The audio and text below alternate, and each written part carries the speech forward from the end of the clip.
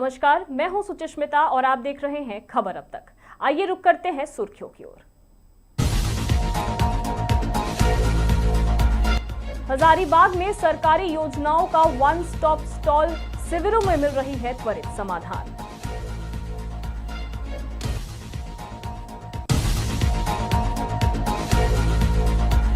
संविधान दिवस पर चिरकुंडा नगर परिषद के पदाधिकारियों और कर्मियों ने ली संविधान की शपथ।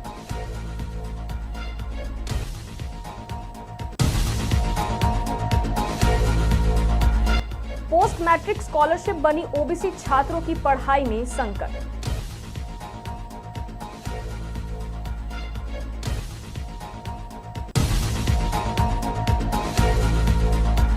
सरकार आपके द्वार शिविर में महिलाएं हुई निराश, मैया सम्मान योजना पर उठे सवाल।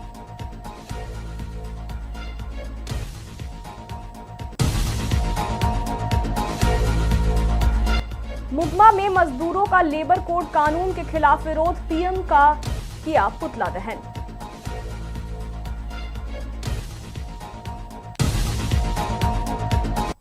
अब बढ़ते हैं विस्तारित खबरों की ओर।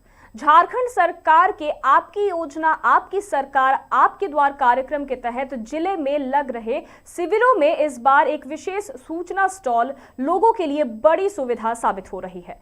पहले कई लाभार्थी जानकारी के अभाव में योजनाओं का लाभ नहीं ले पाते थे, लेकिन इस स्टॉल में अबुआ आवास योजना, मैया सम्मान योजना समेत तमाम योजनाओं की पूरी जानकारी, दस्तावेज, प्रक्रिया और फॉर्म सरल भाषा में दी जा रही है। स्टॉल प्रभारी के मुताबिक रोज बड़ी संख्या में लोग जानकारी लेने पहुंच रहे हैं।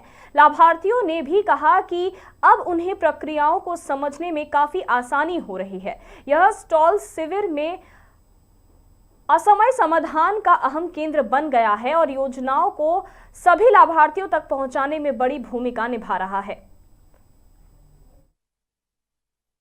हम लेने की जानकारी लेने के लिए पहुंचे थे कि मैया योजना कैसे भरा है, कि मिल रहा है कि नहीं मिल रहा है। सो और क्या बोलते हैं अंतर्वास मतलब कि लेना है, सो पूछने आए हैं, लेने जानकारी लेने आए हैं।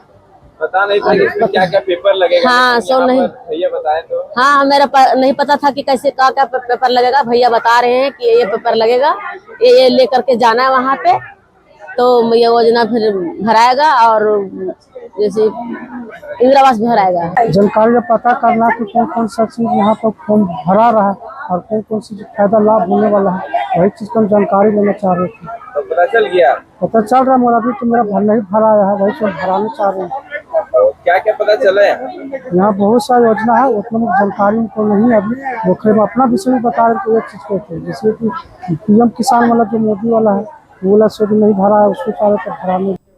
26 नवंबर 2025 को संविधान दिवस की 76वीं वर्षगांठ पूरे होने पर देश में मनाई जा रही है। 26 नवंबर 1959 को संविधान सभा ने भारतीय संविधान को अंगीकृत किया, जो 26 जनवरी 1950 से प्रभावित हुआ। लोकतंत्र, न्याय और समानता के मूल्यों को सम्मान देने के उद्देश्य से यह दिवस केंद्र सरकार द्वारा हर वर्ष मनाया जाता है। इसी कड़ी में चिरकुंडा नगर परिषद के कार्यालय और विभिन्न वार्डों में भी संविधान दिवस कार्यक्रम आयोजित किया गया। नगर प्रबंधक मुकेश निरंजन ने बताया कि राज्य व जिला स्तर से मिले निर्देशों के तहत वार्ड संख्या 13, 14 और 15 में आपकी योजना आपकी सरकार आपके द्वार कार्यक्रम के दौरान परिषद कर्मियों व स्थानीय लोगों ने संविधान दिवस मनाया।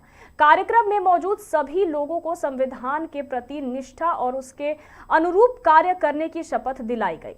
नगर प्रबंधक ने कहा कि संविधान सर्वोपरि है और उसके पालन से ही लोकतंत्र मजबूत होता है। हम लोग को जिला से और स्टेट से भी संविधान दिवस में आज कार्यक्रम किया जाना सुनिश्चित था, जिसमें कार्यालय में भी हम लोग कार्यालय कर्मियों के साथ में संविधान दिवस पर शपथ दिलाए गए हैं।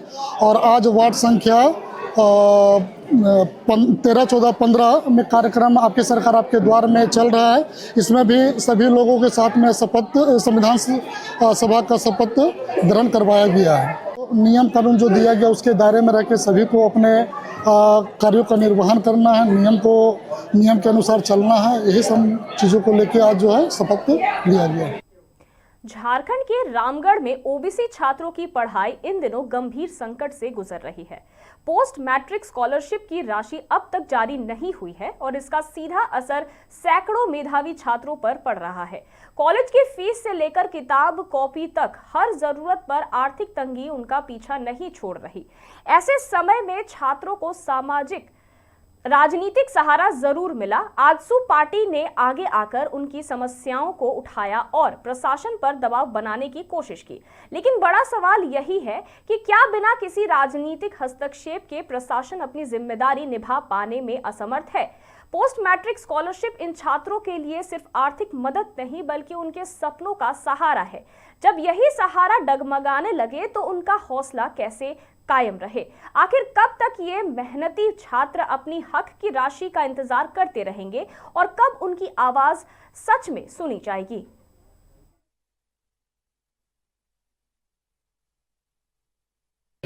छात्रवृत्ति एक हमारा सबसे बड़ा विषय है। आज आप एजुकेशन को देखिए तो एक बच्चा अगर किसी के घर में पैदा लेता है ना तो पूरा परिवार का टेंशन होता है कि इसे क्या पढ़ाना है, कैसे पढ़ाना है और इसका पूरा शिक्षा हम लोग कैसे देखेंगे। इसका ये अगर कल भविष्य में कुछ करेगा तो क्या करेगा, एक सबसे बड़ी जिम्मेवारी परिवार की ये होती है। और इस चीज को देखते हुए जो छात्रवृत्ति का जो मुद्दा है पिछले 2 साल से सरकार ने जो बंद कर रखा है, आज हम लोग कल्याण विभाग आए हैं। कल्याण विभाग से ये समझने के लिए आए हैं कि क्यों हो रही है कि मतलब हम बीएड के प्रशिक्षु हैं और मेरा नाम निशा कुमारी है और हम लोग बीएड 24-26 के प्रशिक्षु हैं और हम लोग को स्कॉलरशिप रोक दिया गया है। तो हम लोग को बस यही सरकार से अनुरोध है कि हम लोग का जो स्कॉलरशिप का फंड है वो जल्द से जल्द हम लोग को। आपकी योजना आपकी सरकार आपके द्वार कार्यक्रम के तहत बुधवार को चिरकुंडा नगर परिषद के वार्ड नंबर 13, 14 और 15 में शिविर आयोजित किया गया। ज्यादातर महिलाएं मैया सम्मान योजना का फॉर्म भरने और भुगतान की जानकारी लेने आई, लेकिन पोर्टल बंद होने के कारण निराश लौट गई। बच्चों को गर्म कपड़े भी वितरित किए गए, लेकिन जनता की उपस्थिति कम रही। नेता प्रतिपक्ष बाबूलाल मरांडी ने आरोप लगाया कि पिछले वर्ष आवेदन देने वाली महिलाओं को अब तक योजना का लाभ नहीं मिला। उन्होंने कहा कि लाभ असल जरूरतमंदों के बजाय बांग्लादेशी घुसपैठियों और रोहिंग्या मुस्लिमों को दिया जा रहा है। भाजपा के वरिष्ठ नेता जयप्रकाश सिंह ने कहा, एक लोटा जल सरकार के दिल में हजारों छल और जनता को समस्याओं का हल नहीं। सिंह ने आरोप लगाया है कि सरकार पहले भी जनता से छल कर चुकी है और अब भी कर रही है। उसका कहना है कि असली विकास तभी दिखेगा जब जनता की सरकार आएगी।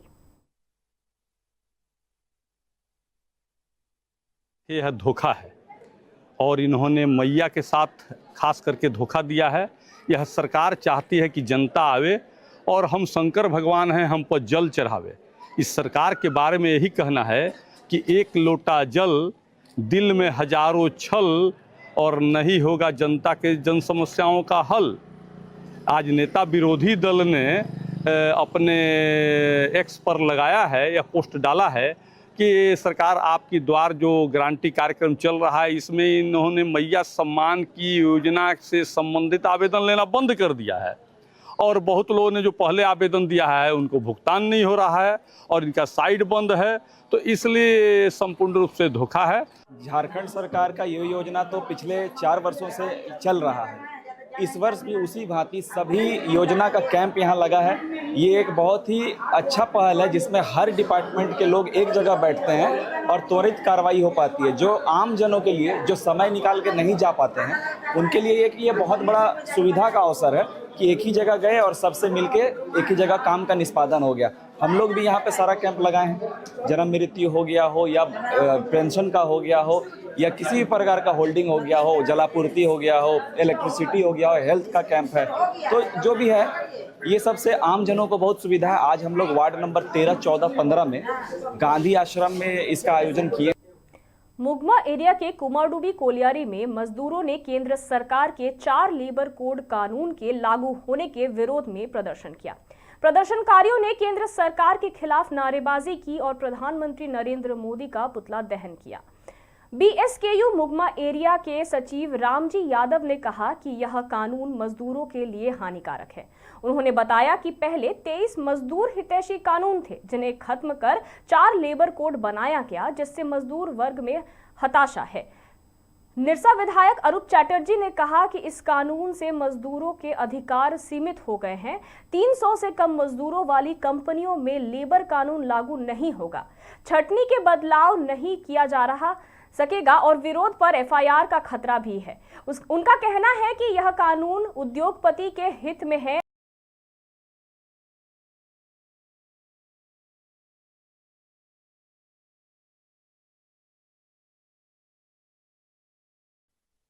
सरकार ने पुराना जो लेबर कानून था उसको ख़त्म करते हुए एएलसी आरएलसी आज के दिन कोई भी केसेस नहीं ले रहा है, क्योंकि उन लोगों की पावर को एकदम ही समाप्त कर दिया गया।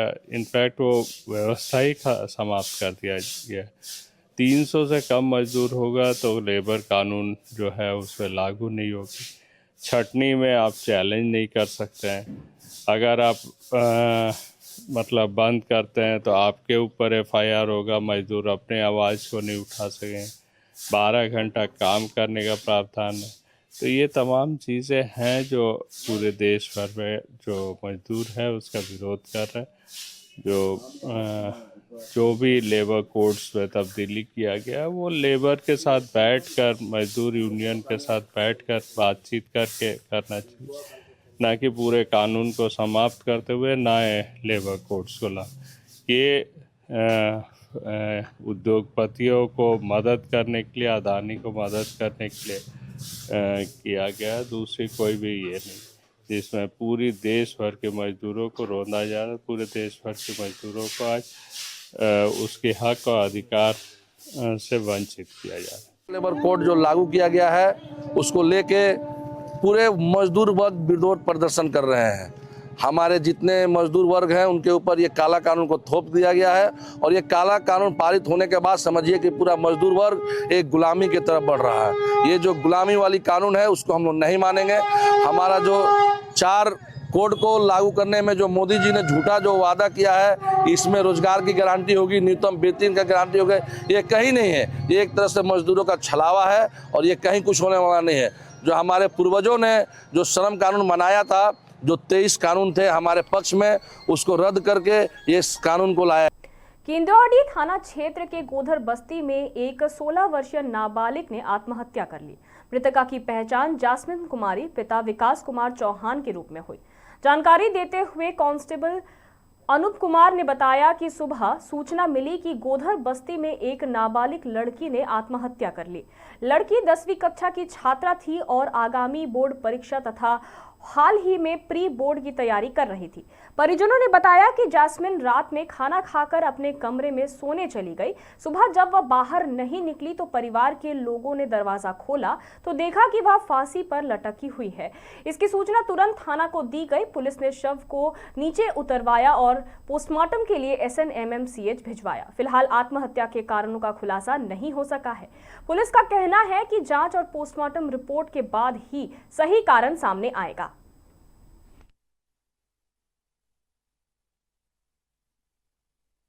आज सुबह पता चला था कि गोधर बस्ती में एक लड़की फांसी लगा ली है। वही नाम जस्मिन कुमारी, पिताजी का विकास कुमार चौहान नाम है। कितना उम्र होगा? वही 16 साल, 16-16.5 साल की है। कुमारी? हाँ, कुमारी लड़की है, पढ़ने वाली लड़की है। मतलब किस चीज़ से फांसी लगाई थी? साड़ी से। कमरे में? कैसे पता चला? कब परिजन को कब पता चला? ये तो सुबह ही लोगों को पता चला है। सुबह पता चला, थाना को सूचना किया और थाना उसके बाद सबको अपने कब्जे में लेके जो अगला कार्रवाई है पोस्टमार्टम के लिए लाया गया है। कारण अभी पता चला? कारण अभी तो नहीं पता चला, वो तो अनुसंधान में पता चलेगा। वो जो आए वो बताएंगे। बुधवार को शहर के DRM चौक स्थित डॉक्टर भीमराव अंबेडकर की प्रतिमा के समक्ष अखिल भारतीय कांग्रेस कमेटी की ओर से संविधान बचाओ दिवस मनाया गया। इस दौरान कांग्रेस कार्यकर्ताओं ने संविधान की रक्षा को लेकर प्रदर्शन किया और सरकार के खिलाफ नारे लगाए। कार्यक्रम में शामिल कांग्रेस कार्यकर्ताओं ने कहा कि आज देश में संविधान के मूल मूल्यों और अधिकारों को खतरा पैदा किया जा रहा है। ऐसे में जन जागरूकता आवश्यक है। प्रदर्शन के दौरान संविधान की प्रतियां लहराते हुए लोकतांत्रिक अधिकारों के संरक्षण की मांग की गई। मीडिया से बातचीत के दौरान कांग्रेस जिला अध्यक्ष संतोष सिंह ने कहा कि भाजपा सरकार पर आरोप लगाते हुए कहा कि सरकार संविधान को कमजोर करने और खत्म करने का प्रयास कर रही है। उन्होंने कहा कि कांग्रेस पार्टी और उसके समर्थक लोकतंत्र और संविधान की रक्षा के लिए हमेशा संघर्ष करते आए हैं और आगे भी एकजुट होकर लड़ाई जारी रखेंगे।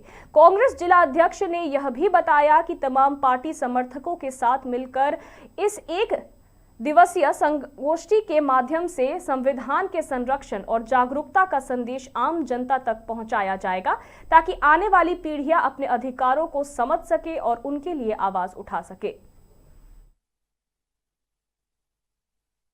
देखिए, ये संविधान दिवस जरूर है, लेकिन भाजपा सरकार के रहते संविधान को बचाना कांग्रेस पार्टी की बहुत बड़ी जिम्मेदारी है। अखिल भारतीय कांग्रेस कमेटी ने निर्णय लिया है, पूरा भाजपा जिस ढंग से एजेंसियों को, देश के केंद्रीय एजेंसियों को जिस ढंग से अपने मुट्ठी में कर रही है और उनका दुरुपयोग कर रही है, उसी तरह अब लगता है कि आने वाले दिनों में भारतीय जनता पार्टी को इस देश के सत्ता से प्रच्युत नहीं करते हैं तो निश्चित रूप से संविधान बचेगा नहीं।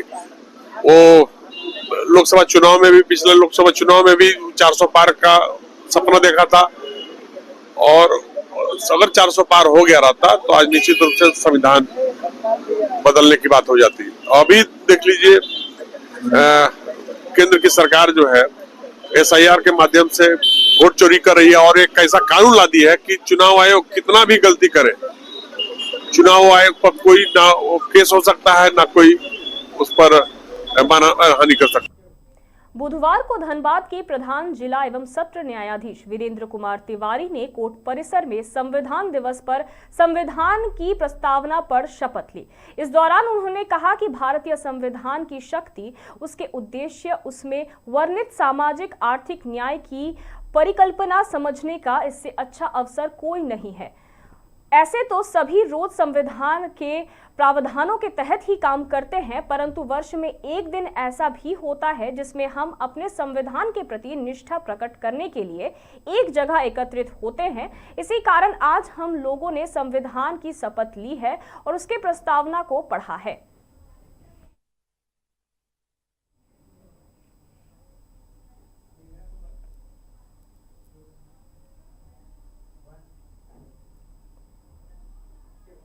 BCCL CMD मनोज कुमार अग्रवाल ने मंगलवार को कुसुंडा क्षेत्र के विभिन्न खदानों का निरीक्षण किया।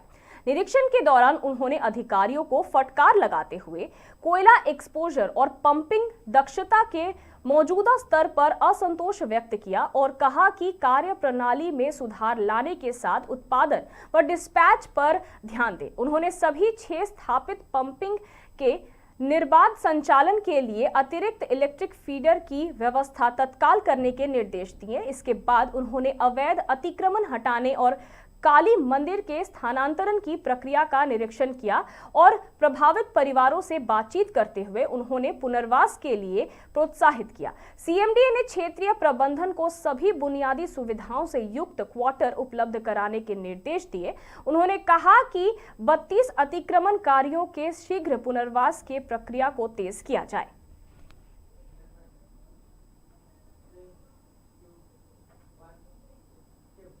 बाबा बैद्यनाथ की पावन नगरी देवघर एक बार फिर भव्य आध्यात्मिक आयोजन का साक्षी बनने जा रहा है। अतिरुद्र महायज्ञ सह श्रीमद् भगवत कथा ज्ञान यज्ञ की शुरुआत से पूर्व भव्य कलश यात्रा निकाली गई, जिसके माध्यम से श्रद्धालुओं को आयोजन में शामिल होने का निमंत्रण दिया गया। कलश यात्रा में बड़ी संख्या में महिलाएं, भक्तगण और स्थानीय लोग पारंपरिक वेशभूषा में शामिल हुए। ढोल नगाड़ों, वैदिक मंत्रोच्चारण और भक्ति गीतों के बीच यात्रा का माहौल अत्यंत धार्मिक और उत्साहपूर्ण दिखाई दिया। आज से इस महायज्ञ का शुभारंभ होगा जो 4 दिसंबर तक निरंतर चलेगा। इस दौरान विधिक, धार्मिक अनुष्ठान, कथा वाचन और यज्ञ कर्म संपन्न किया जाएगा, जिसमें बड़ी संख्या में श्रद्धालुओं के पहुंचने की संभावना है।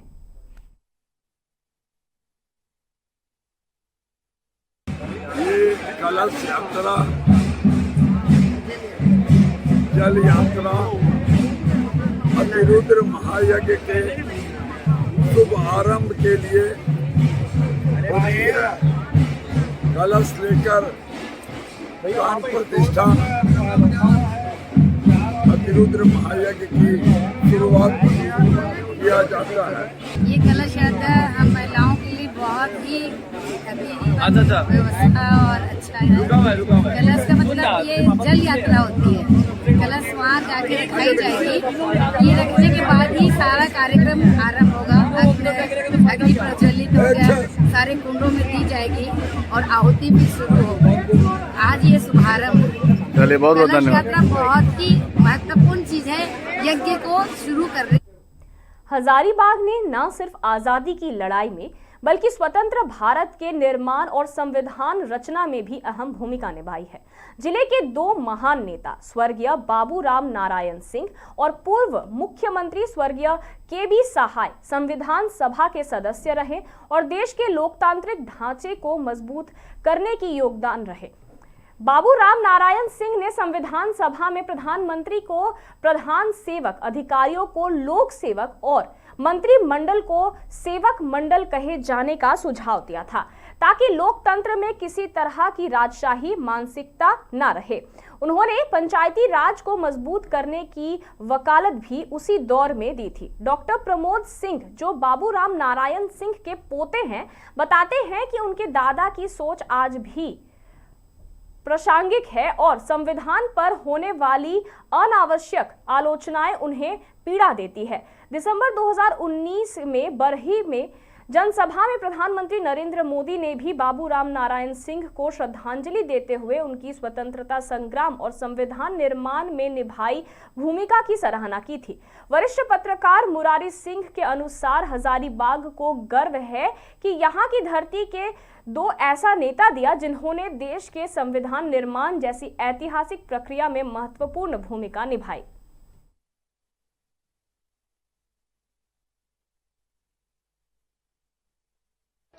भाइयों और बहनों, इस धरती ने भगवान बिरसा मुंडा से लेकर जयप्रकाश नारायण और अटल बिहारी वाजपेयी तक अनेक राष्ट्र नायकों की तपस्या को बल दिया है। स्वतंत्रता आंदोलन से लेकर आपातकाल तक यहां की धरती ने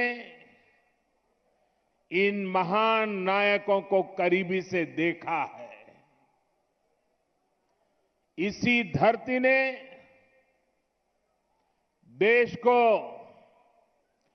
बाबू राम नारायण सिंह जैसा सेनानी भी दिया, जिन्होंने संविधान निर्माण में तो अपना योगदान दिया ही, एक देश एक विधान के लिए समर्पण भाव से काम किया। डॉक्टर श्यामा प्रसाद मुखर्जी के साथ मिलकर उन्होंने जम्मू कश्मीर में अलग प्रधान, अलग संविधान को खत्म करने के लिए संघर्ष किया। हजारीबाग शुरू से ही जब राष्ट्रीय आंदोलन की शुरुआत हुई, उसी समय से इसकी महत्वपूर्ण भूमिका रही है और इतिहास के पन्नों में तमाम चीजें दर्ज हैं। लेकिन जहाँ तक संविधान निर्माण की बात है, तो यहाँ से 2 सदस्य निर्वाचित हुए थे।